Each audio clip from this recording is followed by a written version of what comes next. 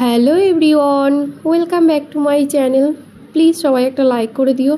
যারা নতুন বন্ধু রয়েছে তারা প্লিজ চ্যানেলটিকে সাবস্ক্রাইব করে দিও, আমার সঙ্গে থেকে যেও। আমার কিন্তু এখনও জ্বর সারেনি, আমার ভালোবাসা তোমাদের সঙ্গে রয়েছে। আর আজকে একটু নাইট হেয়ার কেয়ার নিয়ে চলে এলাম। এই জ্বর অবস্থায় কিন্তু আমি ওপেন এয়ারে ঘুমোতে পারছি না, বিশেষ করে রাত্রেবেলায়। দেখো আমার চোখ মুখের কী অবস্থা, আর মাথাটাও গেছে, কিছুই ভালো লাগছে না, খেতেও পাচ্ছি না বন্ধুরা। এখন গলার ভয়েসটাও বুঝতে পারছো, প্রচণ্ড ঠান্ডা লেগে আছে, নাকে সর্দি, কিছুই ভালো লাগছে না। তোমাদের সঙ্গে তো কোনো ভিডিওই প্রায় এক সপ্তাহ শেয়ার করতে পারছি না, তাই ভাবলাম আজকে একটা হেয়ার কেয়ার রুটিন নিয়ে চলে আসি। ক্লিপটা ভেঙে গেছে, দেখো কী অবস্থা। আমার এই একটাই ক্লিপ ছিল, সেটাও গেল ভেঙে। কাল যাবো বাজারে গিয়ে একটা কিনে আনতে হবে। ততক্ষণে আমি একটা ব্রেইড করেই ঘুমিয়ে থাকবো, সারাদিনটাও কাটিয়ে দেবো যতক্ষণ বাজারে না যাব। আর আমার ব্রেইডটা অতটা পছন্দ নয়, আমি খোলা চুলে বাই ক্লাচার দিয়ে চুল বাঁধতে খুব পছন্দ করি। চলো চুলটাকে একটু কম্বিং করে নিচ্ছি অনেক দিন পর বন্ধুরা। আর আমি অন ক্যামেরায় সবসময় হাসতেই ভালোবাসি, মানে অটোমেটিক হাসি চলে আসে মুখে। শরীরটা খারাপ থাকা সত্ত্বেও কিন্তু আমি দেখো কি দারুণ নাটক করে তোমাদের সামনে ভিডিও করছি, মনে হচ্ছে যেন কিছুই হয়নি। এটা নাটক নয়, এটা অটোমেটিকই আমার হয়ে যায় ক্যামেরা অন করলে। যত আমি খারাপ সিচুয়েশনের মধ্যে দিয়ে যাই না কেন, ক্যামেরা অন করলেই আমার মুখে একগুচ্ছ হাসি ফুটে ওঠে। আমি যেন ক্যামেরার সামনে সব কিছুই ভুলে যাই। আর এইভাবে কি হেয়ারটাকে রেখে দেবো, ভালো লাগছিল না বেরুনি করতে, কারণ বেরুনিটা আমি পছন্দ করি না। তবুও ওই যে বলেছি, আজকে নাইট হেয়ার কেয়ারটা আমাকে এভাবেই করতে হবে। আমি কিন্তু অন্য দিন রাত্রে চুল খুলেই ঘুমাই, কিন্তু আজকে সেটা করতে পারছি না। কেন বলে দিয়েছি, দুটো গার্ডার নিয়ে নিয়েছি। আর আজকে কিন্তু আমি একটা সিঙ্গেল ব্রেইড বানাতে চলেছি। আজকে আর কোনো টুইন্স ব্রেইড নয়। দুটো গার্ডার দেখে তোমরা ভাবতে পারো টুইন্স ব্রেইড, কিন্তু আমি ব্রেইড করতে গেলে আমার দুটো গার্ডারের প্রয়োজন হয়। চলো হেয়ারটাকে একটু কম্বিং করে নিই। বন্ধুরা তোমরা যেভাবে আমাকে সাপোর্ট করছো, প্লিজ এভাবে সাপোর্ট করে যাও। তোমাদের ভালোবাসায় আজকে আমার 12,000 প্লাস ফ্যামিলি তৈরি হয়েছে।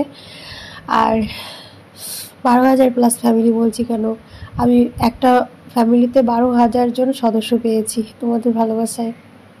আরও এগিয়ে যেতে চাই, তোমাদের ভালোবাসা ছাড়া সম্ভবই নয়। রেগুলারিটি মেনটেন করতে পারছি না। 2024 সালটা আমার জন্য বিভীষিকার মতো কাটছে। এত ঠান্ডা লাগছে, বিনা কারণেই ঠান্ডা লেগে যাচ্ছে। আমি কিভাবে ঠান্ডা থেকে নিজেকে রিকভার করতে পারবো জানি না, শত চেষ্টার মধ্যেও দিয়েও পারছি না। নাক তো পুরো বন্ধ হয়ে আসছে, আমি ঠিকঠাক ভিডিও এডিট করতে পারছি না। আর আমি এইভাবে একটা পনি করে নিচ্ছি, একটু নিচু করে, একদম টপ পনি নয়, কারণ টপ পনি করে না রাত্রে ঘুমোনো যায় না। টপ পনির পর আবার ব্রেড তৈরি করতে হবে, তাই একদম কাঁধের কাছে এরকম একটা পনি করে নিলাম। দেখো কেমন লাগছে, চুলগুলো বেশ সিল্কি অ্যান্ড শাইনি লাগছে। এই হেয়ারটা কিন্তু এক সপ্তাহ হলো আমি ওয়াশ করি না, তারপরেও কেন জানি না সিল্কি অ্যান্ড শাইনি লাগছে। হয়তো সব ক্যামেরার কারসাজি। চলো দেখো, আমার তো পনি বানানো হয়ে গেছে। এইভাবে রেখে দেবো, এইভাবে রাখতে তো আমি ভীষণ ভালোবাসি। তবুও কিছু করার নয়, হেয়ারটাকে বেরুনি করতেই হবে। আর দেখো কানে, ঠান্ডায় আমার কান দুটো গেছে, বিশেষ করে বাঁকানটা। তোমরা ফ্রন্ট ক্যামেরায় ভিডিও দেখছো তাই ডান কান মনে হচ্ছে, কিন্তু এটা আমার বাঁকান। চলো একটা সুন্দর করে ব্রেইড বানিয়ে নিই। আর আমি এবছর কোনো হেয়ার কেয়ার টিপস আমি শেয়ারই করতে পারছি না তোমাদের কাছে, না কোনো হেয়ার ওয়াশিং ভিডিও, কোনো কিছুই নয়। ডেলি ব্লগও তুলতে পারছি না। কিছু ভিডিও পড়ে আছে, রথের মেলার ভিডিও পড়ে আছে, সেগুলো এডিট করতে পারছি না বন্ধুরা। তোমরা ভগবানের কাছে প্রার্থনা করো আমি যেন তাড়াতাড়ি সুস্থ হয়ে যাই। আমি সত্যি আর এই ঠান্ডার মধ্যে আর পারছি না, মানে এত গরম ওয়েদার, তার মধ্যে ঠান্ডা লেগে আছে। মাঝে মাঝে মনে হচ্ছে সুইসাইড করব, এরকম একটা ব্যাপার। আমার মনে হচ্ছে না না, তাড়াতাড়ি রিকভার হয়ে উঠবো আমি। কি করব, মাঝে মাঝে মনের ইচ্ছা শক্তি হারিয়ে ফেলছি। তার মধ্যে দিয়ে তো আর বসে থাকা যায় না, ভিডিও নাই করতে পারি, কিন্তু সংসারের কাজকর্ম তো করতেই হবে। আর আমার খুব ডাস্ট অ্যালার্জি, যার জন্য না আমাকে জল ঘাটতে হচ্ছে প্রচুর। ঘর মোছা থেকে শুরু করে জামা কাপড় কাচা, যেগুলো আমি আজকে জামা কাপড় যে রেখে দেবো 2 দিন পরে সুস্থ হয়ে পরিষ্কার করব, সেগুলোও পারছি না। যার জন্যই আমার ঠান্ডার প্রকোপটা আর কমছে না।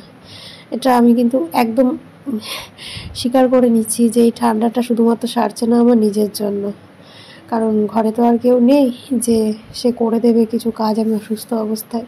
এমনকি গা জ্বরে পুড়ে যাচ্ছে, তাও আমাকে ঘরটা মুছতে হয়েছে।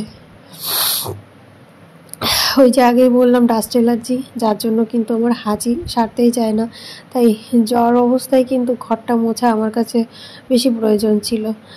দেখো বন্ধুরা, গল্প করতে করতে তোমাদের সামনে কিন্তু তৈরি করে নিয়েছি একটা সিঙ্গেল ব্রেইড। আর ব্রেইডের ডগাটাকে আমি আজকে খুলে রাখবো না, নাইট হেয়ার কেয়ারে এটা অত্যন্ত প্রয়োজন।